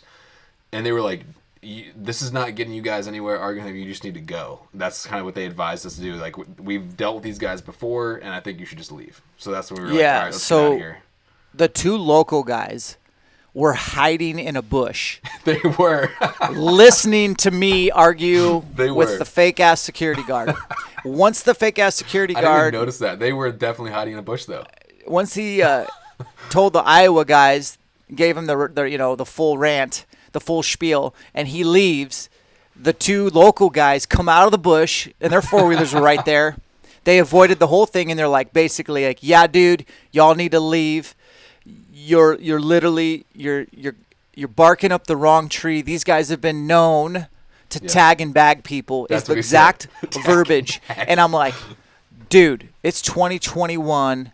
I ain't getting tagged and this ain't the Elk Cartel. And he's like, no, seriously, like, watch your back tonight. Like, where are you camped? Like, they'll come to your camp. And I'm just like, okay, let's forget the. He was scared though. Yeah, he was legit, like, straight face. So we basically, they told us that they've been hunting this spot for 20 years, and that just last year they had this same deal go on, and all they do is they say, I'm not trespassing, and they turn the other cheek and they just walk away. They just avoid conflict. Yeah. Now the Iowa guys, once the security guard leaves, we film and get a statement from the Iowa guy, and he reveals information that blew my mind, and I hope he told the game warden. I assume he did. Do you remember what that was? No, I don't actually. So there was 2 guys from Iowa or Kansas, and they are the ones that got confronted, and they said that they showed up that evening with another guy in their party, and they found out that so they spread out into pinch points, which, by the way, bravo to all these guys. Like, that's 5 guys plus me and Jake and you all hunting 318 acres. Like, kudos to all these guys for understanding not to sit there and blow their Doug Flutie tube and to, like, shut your mouth and get the wind right and cover pinch points. Like, they were all hunting it really well, but the guy in their group that showed up, his 4-wheeler was gone because while he was hunting with them and in his pinch point, a USO guide and client hopped the fence, came over to him while he was hunting, while he had elk coming, and scared the elk away, and then told the guy, hey, you are trespassing. We have the least rights to this state land. You need to leave. And he 180'd and left. Yeah. And all that's on video, man. All that statement's on video, and it will see the light of day. Yeah. And they were telling us we were hunting illegally, and the fact of the matter is, not only were they lying about that, they were actually hunting illegally, we think, because we think they had ranch-only tags and were bringing clients onto state land and then claiming that was their state land, which is where this sign comes from, is an illegally posted sign that they put up on one of those fences onto state land. Yep. And it's just and obviously there's elk there and not anywhere else, which is why there's 7 hunters hunting 318 acres. Yeah. you know. And we verified this with game wardens. Should I go into that now, or you want to wait? Well, there's one more thing I want to bring Okay. up, and then I definitely think you should get into the game warden stuff. Is the security guard said on more than one occasion, I haven't watched the footage to be honest, but I know what my memory serves me well, and says, you know, these guys, he's referring to clients, have paid good money to hunt here, and you guys are ruining this hunt for them. And our guys have just we have clients, we have 90 clients. He said 90. We have 90 clients, and they paid good money. And that's when I went off the rails and was like, I've paid good money. I've bought a Landowner tag. Yeah. Mine's unit wide. I drove 20 hours. I filled my truck up. I'm going to fill it up a bunch more times to get home. My wife's home with 2 kids. Yeah. She's not working while I'm hunting. Like, I've paid good money. Just because you have a business and clientele doesn't give you first right of refusal. It doesn't mean that I'm a lower class elk hunter. And that was the vibe that he was putting off. And I am still salty about that. But yeah, we had a powwow right after this. We went back to our camp, and I said, guys, I don't care if we're legal or not. I'm not going to hunt in this environment. We'd had enough of that. I'm not going to do it. And you're like, that's cool. Jake really wanted to stay and play because he was seeing elk, but we packed our stuff up, and we drove into town the very next morning to call the game warden. Yeah. Yeah, so I was still, like, kind of not believing that they would, like, somebody would blatantly lie and break the law, like, to that degree. Like, so I still in the back of my mind is like, okay, Dan's probably right, but I'd say there's probably still a 10% chance, I'm saying this in my mind, that those guys actually do have some kind of lease or something, and they're, like, telling the truth.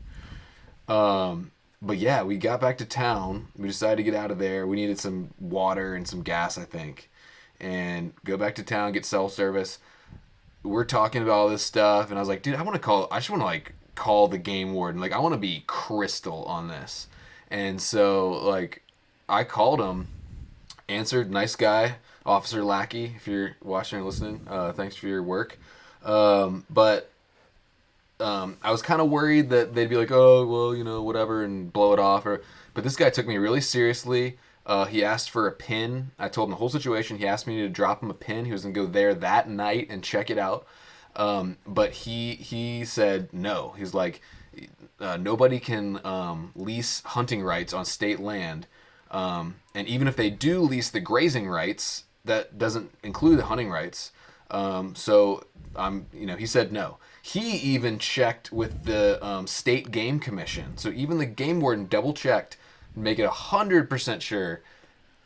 And not only do they not have the hunting rights to that chunk of land, they don't even have the grazing rights. So Floyd Lee didn't even sign up for grazing rights. He doesn't need it. That was a lie. So, he doesn't need that 318 acres to graze. He's got half the unit. Yeah. And I got the game warden on camera saying, no, you're 100% good to go there. And that's been backed up and verified by the state game commission. So we felt like, is it justified or vindicated? Yeah, vindication. But it still wasn't enough for me to want to go deal with that. Yeah. Like I said I am going to go Especially to the opposite. Like, they're so sketchy. What those local guys were saying, not that we were scared, but we just didn't want to deal with the drama. Like, I remember we came back after getting that whole interaction on film, and like I dumped footage that night because I didn't think they would actually do anything. But in the back of my mind, like, well, what if some dudes roll up and just take my camera and just take the cards out and like break them or something? You know, like you never know. So because that was the night when we really put everything together, when it was like all this weird stuff we've been noticing and it's been occurring. That's when it all clicked of what was actually happening between the security guy and the other hunters and the guys chasing elk.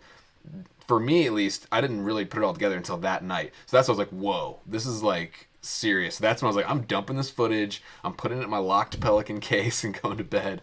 So it was I had a similar episode of paranoia where I hate to admit this, but I'm going to keep it real. I was like, I told you guys, I'm like, dude, I don't know what kind of operation we're dealing with here. Yeah. Because we haven't even mentioned the fact that I've had a low-flying helicopter at 11,000 feet in the middle of the day, barely clear trees, and right where we had the bull bugling the day before. And the next day we were in there, and this low-flying helicopter, not military, Right. is flying super low. And we had heard rumors that they do that somebody there pushes elk back onto private. And I'm not saying it's USO. I'm just saying I just started reviewing the facts with myself. I'm like, and I think I told you, I was like, okay, we don't know who's hiring this helicopter, but it's super shady what that helicopter's done, and we've seen it in the air twice in the daylight. Number two, it's pretty interesting that a brand new GMC with two young guys gets out and pushes elk pretty obviously back onto private Floyd Lee Ranch. Number three, somebody is getting paid to act like a security and take the time out of his day to track down every hunter on 318 acres and have an exchange and threaten them to be arrested. And then armed security. Yeah, armed security, and then guides and clients hopping fences and chasing elk. Like, I'm like, dude, there's, like I said, I don't even know. Maybe the game warden's on payroll. Like, I don't know what kind of cartel operation this is and who's getting paid for what. And I'm like, and that's why I was like, I'm not calling the game warden. Like, you can call him. I want to go elk hunt. Like, that was my degree of paranoia. And I'm so glad you called who you called, and I'm so glad we got the game warden we did, because turns out he's friends with one of my friends. Oh, really? Come to find out, this guy is ambitious. This guy is legit, and he's going to put his best foot forward. Nice. And even at the time of this recording, I had a sergeant, New Mexico Game and Fish officer who follows me on Instagram, didn't know that, send me a message extending his services if we need any help in this case. He said he was very familiar with this operation and this specific location. Whoa. And he extended if I need any of his resources to let him know. Dude, that's which awesome. I didn't know about I'm that. telling everybody, and I've had BHA chapter in New Mexico reach out to me, and then another organization. They're all trying to fight against the E+ program and the privatization of elk hunting and the black market of and I don't want to be on top of all this, man. But I told everybody, and I'm telling you guys right now, like, we will record podcasts with these people that if they want to come on, you and I will talk about it openly and honestly, and then I will put it on YouTube. Absolutely, I will put it on Instagram. I will do my part with my platforms and show what we saw and show what we have. Yeah. And that's what I'm going to do. I'm not going to go beyond that. Like, I have too many other obligations, but I do want to be I want to be a voice for public land elk hunters. Yeah, I mean, this is a real issue. I mean, we ourselves, as well as other guys we witnessed, drove multiple states, like you said, left our families at home, invested in this trip in a big way as well. And they're literally getting bullied and kicked off 100% public land. So it's, and like you said, there's a reason we were there at that time, I think, to tell this story. And with your platform, man, like, that's awesome that, maybe we can help out some way with this stuff, Yeah. What I will say is, like, I don't know the owner of United States Outfitters. I only know his name. I've only Google searched his name. He's a powerful dude. I mean, he's someone who's sued Fish and Games before in Kansas and in Arizona. He's been charged with felonies as well. Oh, well, see, I don't care about him or his operation. I just care about what we experienced. I don't want anyone else experienced. Now, I do have to say this. There are times when Onyx is off by 5 feet, by 15 feet. There's times when people who put a fence line in are off. And I understand that. I got a lot of messages about that, and I understand that. But in this instance, the fact that we verified through the game warden, the fact that the state commission verified, we are black and white here. But yeah, there are times where maybe a map's off and you're arguing and you're wrong. And if I was wrong, I would be the first one to go find that guy and look him in the eye and say, I was wrong. Yeah. If you want to charge me, I'll accept those charges. That's on me. But that's just not the case in this point. And so someone's got to stand up for public land elk hunters. Might as well be us. For sure, man. And I said the same thing too. I was like, with the sign, I don't condone stealing or destruction of property at all.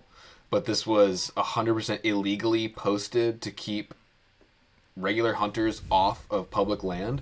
So, I mean, I don't feel bad taking it. I feel like I almost did a service by taking it because it's a lie and it's illegal, basically. So, anyway, sketchy stuff going down. Sketchy stuff. And so people are going to want to know, well, where are we at up to date? So give us an up to date as far as like maybe where are we at on this case, or is there any charges that have been? I know statements have. What are we at? So basically, right now, I texted Officer Lackey before we started recording today. So I don't know like exactly where they are now because he hasn't texted me back yet. But he has texted me as recently as 2 days ago, and keeping me up to date. Just let me know it's going. Basically, nothing's happened yet, but they're working on it. But just the fact that he's been in contact with me, like it hasn't just been me texting him, and he's actually reached out to me asking for more information. So as soon as we got back from the trip, I took all my video evidence, a couple pictures of Dan standing next to the sign on the line to public land, as well as a bunch of video of that interaction we had, and the filmed statement from the guy from Iowa. I took all that stuff into Dropbox folder, uploaded it, and sent it to the game warden to actually use as evidence in the case. So so he's been in touch about that, and I don't know. I'll keep you guys updated. Like I said, I haven't got the update from him today, but I know they're doing something with it. Like it's not just dying because I've been hearing from the guy, I think it also encourages other people to do your homework, make sure you know where you stand. Use OnX, use available BLM maps, state maps, trust, but inspect, trust, and, verify. And then from there, don't get bullied. Yeah. Stand your ground. And then also, it's not worth getting shot over, but stand your ground. No. And get your cell phone out. Get video of the interaction. Yeah. Take photos of the license plates. And run tracking, even if you know where you are, just so you have, like, you had evidence. Like, hey, look, I didn't go on your land. And if you run tracking, you always have that. Yep. That was another thing. I say that the officer asked me he asked me to send me a screenshot of our tracking, and I did. Which clearly shows us going onto public and off. Yeah. Yeah. So anyway. No, I think that just covers your basis. I hope no one has this kind of unfortunate stuff happen before. Yeah. I would say like the last thing to touch on is like the last 2 hours of the hunt where you got to experience why I'm so addicted to elk hunting. Oh, the last 2 hours of the entire hunt. Yep. You want to go straight to that one, huh? There's not much else that happened because we went. That's true. We just did a lot of bow hiking. Yeah. And yeah. So the last day, it was the last morning. We went to a bunch of different spots, had an encounter, but anyway, we are midday. We didn't really have much of a plan. We were sort of back to that. Long story short, we moved a bunch of times, but we were sort of back in the general vicinity of all this drama. And that's the morning. Actually, we took a picture of the sign, and I did my service by removing it. I didn't know you took it home until yesterday when you commented that you're sneaky. Dude, you're sneaky. So blatantly. I was just like, dude, I didn't find any cool sheds or anything, so I was like, I gotta have a souvenir, so I just grabbed it. Sorry if that offends you, but it was an illegally posted sign, so I don't feel bad. Anyway, we didn't really have a plan. We're coming back, and it was kind of like, I don't know, it seemed like a long shot, but somehow Jake met us like right at the tee, pretty far from camp.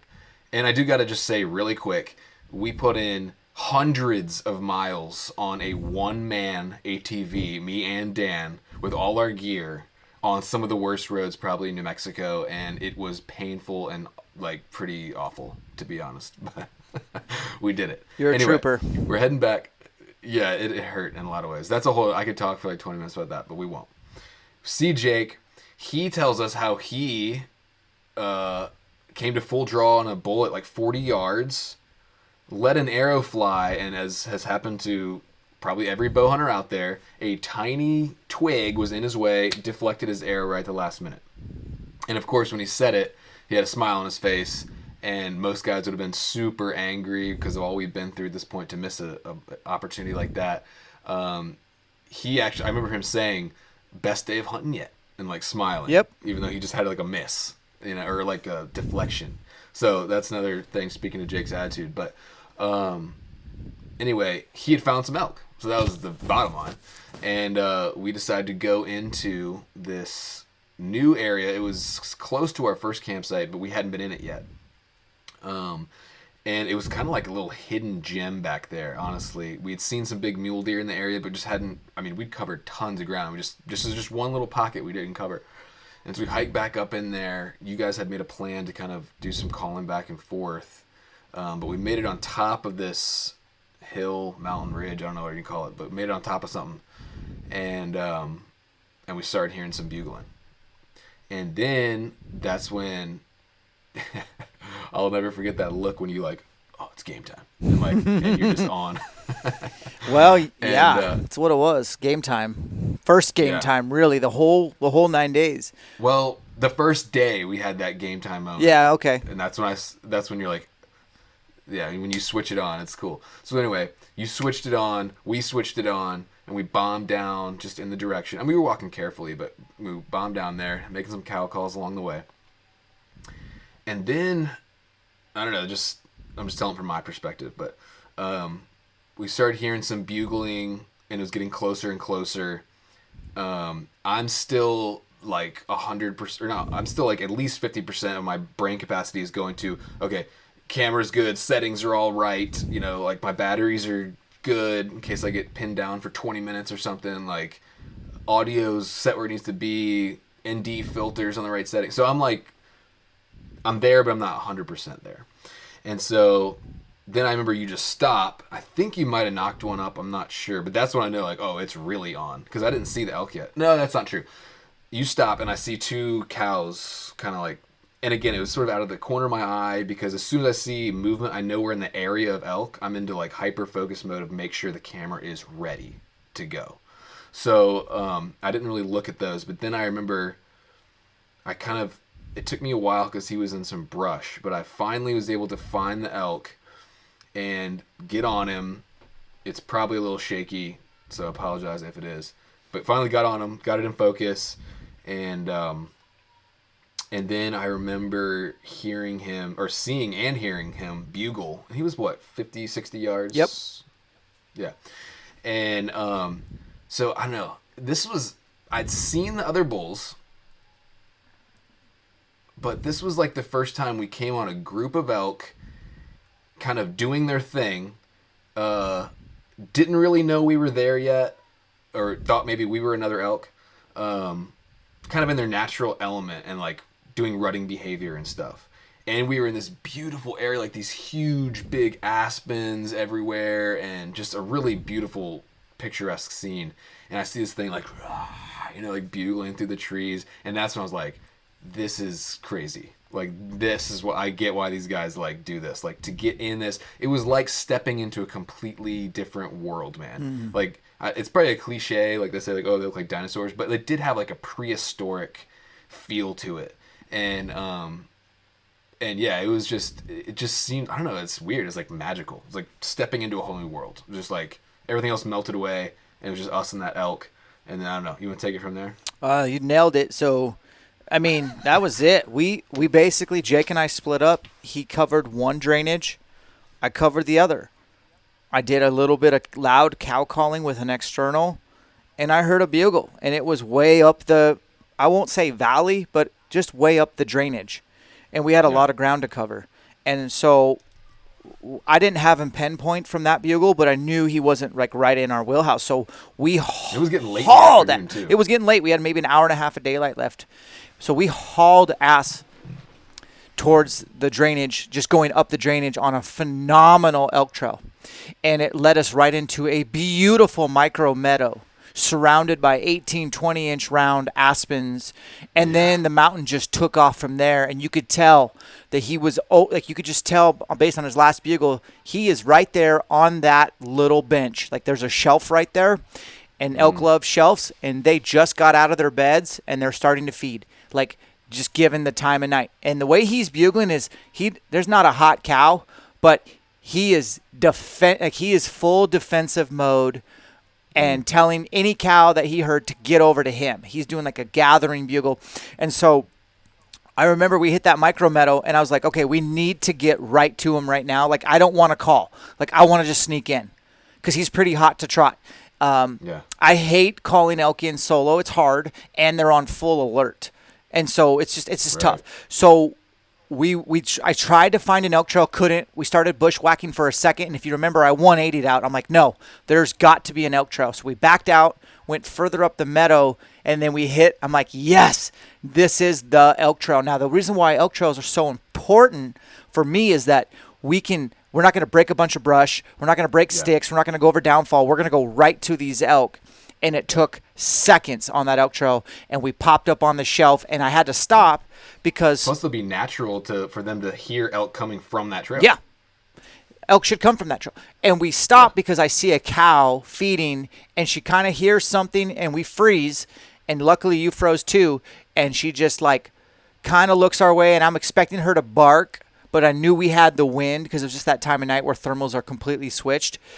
And so she's looking our way. She's very suspicious, but then she's kind of like, nah, I don't know, but I'm going to kind of get out of here. And so she didn't run, but she just kind of... Yeah, just like a little hop. Little trot away. And I think she was with one other cow. And they kind of just went away. And then the bull bugles at that. And I look, and there he is. He's 60 yards. He's in alders. And he's got a cow. All I could see was antlers moving a little bit. Yeah, and he's a nice 5-point. And there's a cow below him.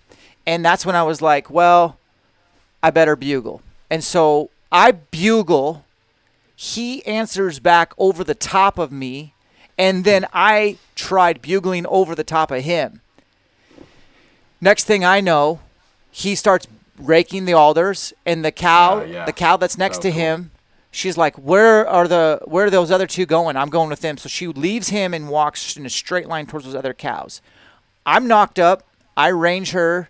She comes out into my opening. I range her at 55. I slide to 55. And for my Dan's elk experience is like, bull's going to walk on the same exact trail as her.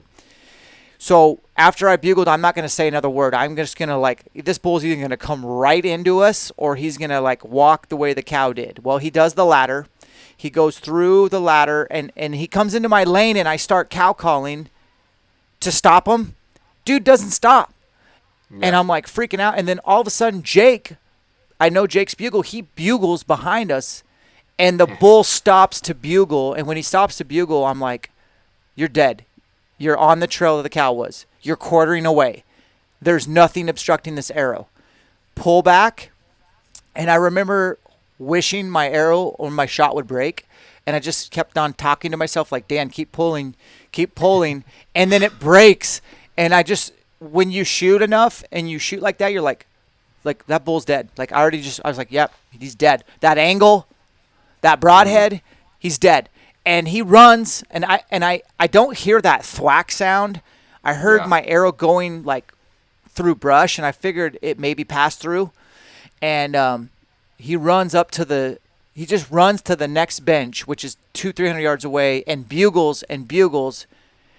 And that's kind of when I was like... We were looking for your arrow and blood, and then we hear him bugling, and we're like, oh. I'm like, no. I remember you were like, he's still alive. He's fine. Yeah, I'm like, man, if I hit him, I didn't hit him good, and I don't think I hit him. Like, let's skip looking for the arrow. Let's go get him.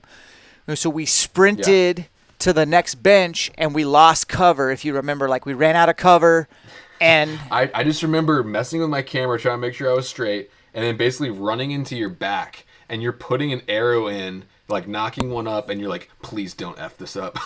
Oh, I did say that to you. Something like that. Please don't F this up. I didn't know, but again, he was right, like, I guess it was 70, 80 yards, but right there, staring at us, like standing on a cliff. He was in the timber, but he had just bugled, and I knew like he was in those trees right there.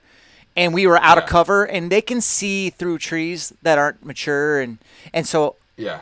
I'm like, stop. And then I knocked up and I hit. Wait, hold on. I gotta tell this part quick. So I run into your back, and then I had a flashback of the time when I like jumped around you the other time and scared that one. So I was like, okay, I can't do that. And then, but I could see where he was, and there was a branch just between me and him. I couldn't get him, and I was like, dude, I have to get this in frame. So I just like really slowly like went around your other shoulder and got him in frame. And that's when I saw him really for the first time. And he was just like all majestic, just up there like on a cliff, just like on a cliff. I had just cow called. Looked like a painting. And he saw your movement. He just heard a cow call from. Oh, he saw your movement. Either way, we just vocalized to pull him out of the timber. Yeah. He comes raging out of the timber, stops and stares. I'm ranging him. I'm not going to say his distance, but it wasn't close, but it was not outside my effective range. And I'm like knocking on. I slid down, and I remember saying to you, and I did say, please don't F this up. And then you said, Dan, I have to move to get the shot. And I remember I said to you, do what you got to do. And you did it. I did. And it's all that's on video. And then I can't shoot this bull because he's literally frontal at a long ways away. I'm just like, okay, if he's going to like being an experienced elk hunter and seeing this unfold before, he's going to lose interest. He's going to go, he's very concerned about his 3 cows. He's going to go check on them immediately. So he immediately starts to turn to leave, and I just cow called again and pulled back. Now he's broadside, and I don't know how long I was at full draw, but it was probably just as long as the shot that had just taken place seconds ago, with possibly even more focus and determination to hit where I was going to aim. And I'm just laser focused, my bubbles level, and I remember I just got an even better break than the shot before. And as soon as that shot breaks, it's like either the sound of the string or just he was ready to move. He just takes a step forward and then turns to go up the mountain.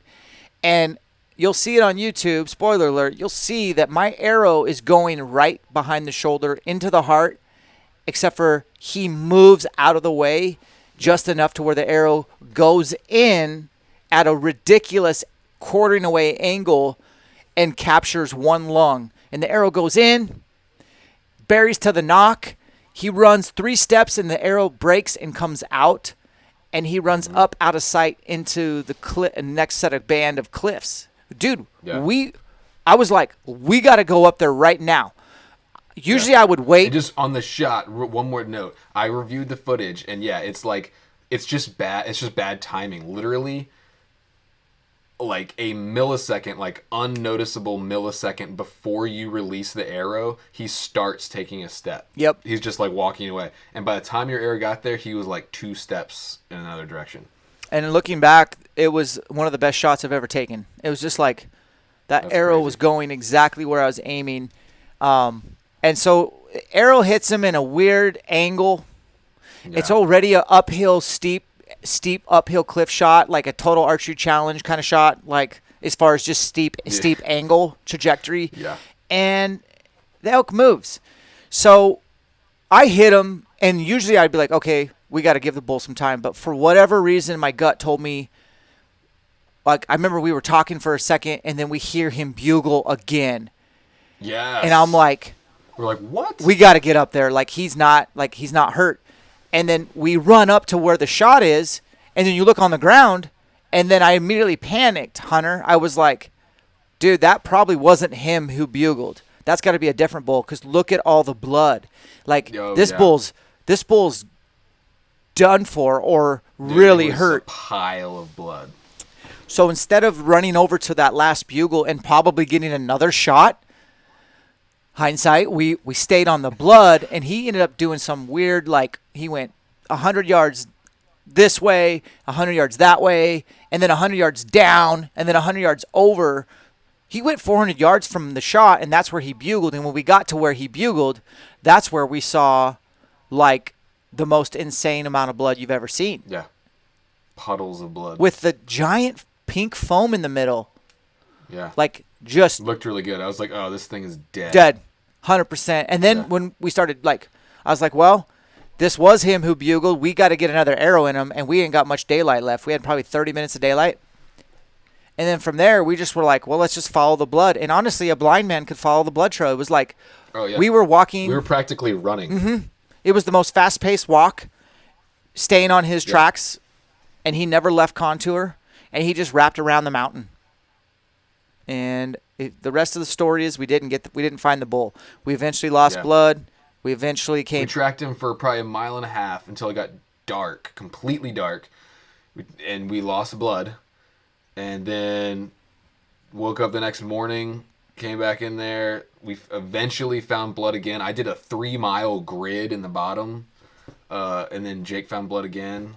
I mean, we did not. You missed your flight. I literally missed my flight looking for this bull. Yeah. Like, we really gave it everything to try to find this thing. And I really thought he would lay down within the first mile. Within the first mile and a half. And when Jake found the last blood, we did a line tracking, and it was 2 miles of him not nonstop staying with his cows. He never left his cows. He had those 3 cows, never laid down. So apparently, what a tough freaking animal, man. I hope he makes it. I do think he probably will, but I don't think he died. We probably would have at least bumped him. Yeah. I mean, he was running uphill like multiple times. Sure. And he was staying on contour. Which to me, for like a flatlander, they're like, oh, that's nice, easy. No, staying on contour does require some like side hilling and going up to go down a little. Yeah. But yeah, long story short, you did experience what that's my drug right there. Like you experienced my drug addiction. Oh yeah. That is elk hunting in its purest. And I'm willing to put up with all this other bullshit just to have 2 hours of that. I would do it all over again because that's what I literally, that's my drug, man. Dude, I can't even imagine going on a good elk hunt. Like seeing that stuff happening, like, you know, every day or almost, you know what I mean? Like close to that, like, cause we put in 9 or 10 ridiculously hard days and got like probably a collective 5 minutes max of like actual like sick elk stuff happening. Yeah. But even that was like, okay, this is worth it. Mm-hmm. And so if you can get like a couple encounters like that, like over the course of a week, I mean, that's amazing. Yeah. So recap, you did really well for a guy thanks, man. Who lives in Virginia at 0 feet elevation, which means like maybe there's something to this CrossFit stuff. Maybe there is. Yeah, dude. I do think, like I said, I think it's a combination of things for me. And I do not want to discount the faith aspect of it, too. I do think that's a real factor. But, yeah, I think the high-intensity cardio, pushing through when you're super out of breath. Like, you know, if you're just doing bodybuilder-style weightlifting and just long-distance running, your heart's like, CrossFit, as much as people want to joke it or whatever, it gets your heart to a place where... That's why, like, SWAT team guys and cops love it because... This is really the only way to train cardiovascularly for like getting in a fight to save your life, like because it's designed for that. I just did a podcast recently with Greg Amundsen, one of the founding members, and that's something he's talking about. Like this translated into combat, which is nothing like going into the gym and busting out a few bicep curls. I mean, you're doing exercises when your body is screaming, stop, you know, like, and you just got to keep going. I think that high intensity and just pushing through that. And then also pairing that with some long distance running as well was really helpful. There's a lot of mental dividends too by doing some of the most uncomfortable workouts possible, i.e. CrossFit. Yeah. Like there's a lot of you can face a lot of demons when you're in the pain cave, and you can also quit. Totally. And if you get reps at not quitting, not giving up, and not hiding from pain, good pain, I think it pays dividends. So that's absolutely, definitely, man. I wanted to recap that. I want to recap like all that elk stuff, all the elk cartel stuff. Yeah. Like, again, I just want to be a positive voice for regular guys who maybe aren't going to be able to afford to hire an outfitter. And I have a lot of respect. Like, I got to say this officially. Like, if you're an outfitter listening, like almost 99% of you are hardworking, don't get paid enough for what you really do. It's a thankless job, and your passion keeps you in it. But there's always few bad apples. There's bad hunters who trespass knowingly. There's outfitters who kick you off public land knowingly. Like, there's always going to be bad apples, and there's always going to be adversity, and you're always going to get punched in the mouth when you public land elk hunt. That's why I bring this stuff up, so that you can get reps at, like, being Jake Webb and smiling on your face when you miss and saying, that was the best day of elk hunting so far. Like, always shining a positive spin. If you can stay positive, you're going to get an elk eventually. Yeah. And so I got to make a note. I don't forget to say. But, yeah, a couple things you just said. Like, the pain thing, getting reps at pain, 100%. Because, like I said, there was that one, the first day after that was like, okay, that was rough. But, like, I wasn't dying. Like, it wasn't that bad. We still were, like, smiling and taking pictures at the end of the day. We weren't, like puking and stuff. And then the rest of the trip, I mean, we had some more hard, challenging times, but, like, it wasn't that bad. Like, I was able to keep up with you. Like, it wasn't terrible. Like, I had fun, you know? So definitely, like, getting reps at, because I had workouts where it's like, this is awful. And it never really got to that point. There were some times we were huffing, but anyway, yeah, dude, I totally have nothing but respect for you guys. I had a great trip. I learned so much. I was able to just sit there and, like, pick your brain on industry stuff and elk hunting stuff, and just, I appreciate you and your attitude. And, you know, a lot of people, you know, I respected you already from what I saw of you and your online persona, but that can be different, you know. Sometimes when you meet people that have an online persona or whatever, it's like you walk away like, ugh. But I gotta say, like, after spending 10 complete full, like, days, like, with you in a row, that's a lot. I get to know you pretty well, and I have more respect for you, and I feel like you're a brother. So I the whole time I felt like you're like my big bro. Dude, that's so cool. I appreciate that. Yeah, well, I think you remember, I don't know what day it was, but I did look at you in the eye and I said, hey, man, not only are you doing a great job, but you're exceeding my expectations. I just felt like, I don't know if your love language is words of affirmation, but I know that. Dude, it totally is. But I was just like genuinely telling you, like, hey, man, you're doing a bang up job, and I would hire you again. And we weren't even done with the hunt. So for me to say that, like, I meant it. Like, that just shows that you were working your tail off, and that was so important to me. Yeah, I appreciate it, man. So, and of course my camera just stopped, but a lot of editing. Dude, you're the real deal, man. So I appreciate you. And the other thing that was a huge takeaway for me was, and let me switch this off the gallery view. So the thing to me was, that was kind of the theme for the trip. I know it's something you talk about a lot. So people have probably heard it before, but there's so many things you cannot control. We got tossed around in some pretty bad situations, and, like, but one thing I remember that sticks out is, like, you know, and you said it a bunch of times, or maybe a couple of times, we can't control anything, but we can control our effort and attitude. And that's what we did, man. We just freaking jammed the whole time. And no matter how crappy things got, we were still, there's never, like, more than probably 3 or 4 minutes, unless we were napping, that we weren't cutting up and telling jokes and smiling and laughing and having a good time. You know, we had fun, and we kept at it hard and kept our effort and attitude good. And you can look back on even a quote unquote bad trip, which there are no bad trips, but you can look at it back positively, because just, it was a good experience, you know? I definitely am thankful. I know that God's got a plan, and there was a reason why we were there and why we experienced what we did. There was a reason why there's a guy with a YouTube channel and a filming, a guy with a small platform, but an important platform.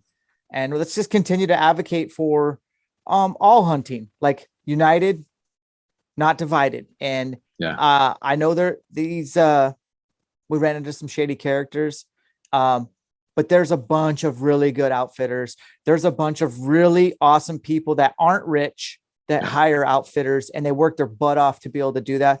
And there's a bunch of rich dudes who just want to hire an outfitter, and at least they're hunting. At least they're not, like, going to Palm Springs and golfing. They're going to the mountains, which is cool. And then there's a bunch of schmucks like you and me who, like, we're scraping by, we're making sacrifices, and elk hunting is kind of a rich man's game in some way. And so it's cool to kind of be on a level playing field. For sure. Where Mother Nature doesn't care about how tall you are, how much money's in your bank account or retirement, whether you're have a huge presence online, Yeah. or you have some sort of power or influence, like Mother Nature treats you the same, and all the elk want to live. To me, that's the beauty of it. And so, yeah, a little bit of a bad taste in my mouth on that specific unit, that area, but I'm not deterred, and I don't want you to be deterred. We will do this again. We will film another adventure together. I will take you on something a little bit more. Well, now that I know what you're capable of physically, Oh, great. yeah, we'll do something real proper. And for the record, if I hadn't had Jake ride with me, if I hadn't had an airline ticket I bought for you to go home, I would have left that hunt 4 days in and gone straight to Oregon, to Walmart, and bought an over-the-counter Oregon tag and finished out my last 2 weeks in public land, because elk hunting's so finite, so precious. I only have so many Septembers in my life. That's why I keep coming back to, I hope something positive comes out of this, because I do feel like I've missed out on some really crunch time elk hunting to do all the shenanigans. Yeah. I think, I remember saying at the end of the trip too, I was like, man, I know this hunt's probably not turning out the way you'd like, but I was like, I think this story needs to be told. Yeah. And I think it does. So it's something good will come out of it. Like literally, if nothing else, just the fact that we get to hang out and now we're bros, that's good for me. That's cool. We are bros. We'll do this again. And it's a long podcast, but man, I hope people enjoy it. We'll put it on both our platforms, and it'll be good, man. It'll be really good. For sure, dude. Well, it's good talking to you again, man. Let's try to stay in touch. Don't be a stranger, man. No doubt. You know where to find me. All right, buddy. I'll talk to you soon, man. Cool. All right. Later.